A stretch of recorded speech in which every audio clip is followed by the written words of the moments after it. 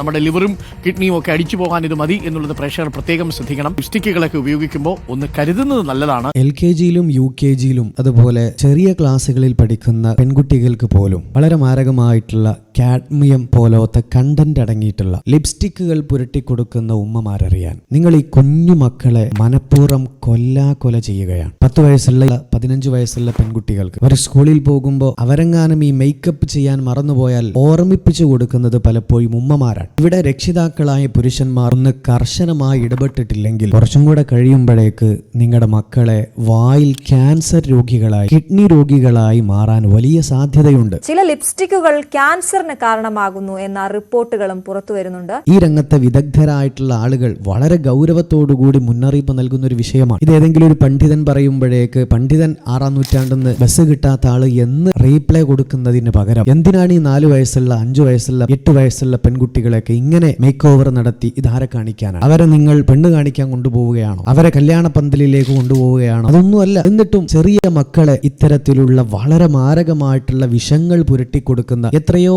New gen ഉമ്മമാരുണ്ട്. പുരുഷന്മാരായിട്ടുള്ള ആളുകൾ വളരെ ഗൗരവത്തോടെ ഇടപെട്ടിട്ടില്ലെങ്കിൽ മാരകമായ അസുഖങ്ങളാണ് നിങ്ങളുടെ കൊച്ചുകുട്ടികൾക്ക് വേണ്ടി ഉണ്ടാക്കി കൊടുക്കുന്നത് എന്ന് തിരിച്ചറിയണം. നിങ്ങളുടെ വീട്ടിൽ സ്കൂളിൽ പഠിക്കുന്ന പെൺകുട്ടികൾ ഉണ്ടെങ്കിൽ ശ്രദ്ധിക്കുക. കാരണം നമ്മുടെ പെൺകുട്ടികൾ പലരും ലിപ്സ്റ്റിക് അമിതമായിട്ട് ഉപയോഗിക്കുന്നതായിട്ട് കണ്ടുവരുന്നുണ്ട്. ഇത് ഈ കുട്ടികളിൽ ഗുരുതരമായിട്ടുള്ള ആരോഗ്യ പ്രശ്നങ്ങൾ ഉണ്ടാക്കാൻ സാധ്യതയുണ്ട്. സ്കൂളിലേക്ക് പഠിക്കാൻ പോകുന്ന പെൺകുട്ടികളൊക്കെ ഇത് അപ്ലൈ ചെയ്യേണ്ട യാതൊരു കാര്യമില്ല. അവർ 14-15 വയസ്സുള്ള കുട്ടികളാണ്. അവർക്ക് ഇതിനെപ്പറ്റി ഇതിന്റെ സീരിയസ്നെസ് പലപ്പോഴും മനസ്സിലാക്കുകയില്ല. രക്ഷിതാക്കൾ ഈ വിഷയത്തിന്റെ ഗൗരവം നമ്മുടെ പെൺമക്കളെ വളരെ സീരിയസ് ആയിട്ട് പറഞ്ഞ് ബോധ്യപ്പെടുത്തി കൊടുത്തില്ലെങ്കിൽ വലിയ ദുരന്തമായിരിക്കും ഉണ്ടാവുന്നത്. അനാവശ്യമായിട്ട് നിരന്തരം ദിവസേന ഇത്തരം വിഷപദാർത്ഥങ്ങൾ മുതിർന്നവരും ഉപയോഗിക്കുമ്പോൾ ഒന്ന് ജാഗ്രത പാലിക്കുന്നത് നല്ലതാണ്.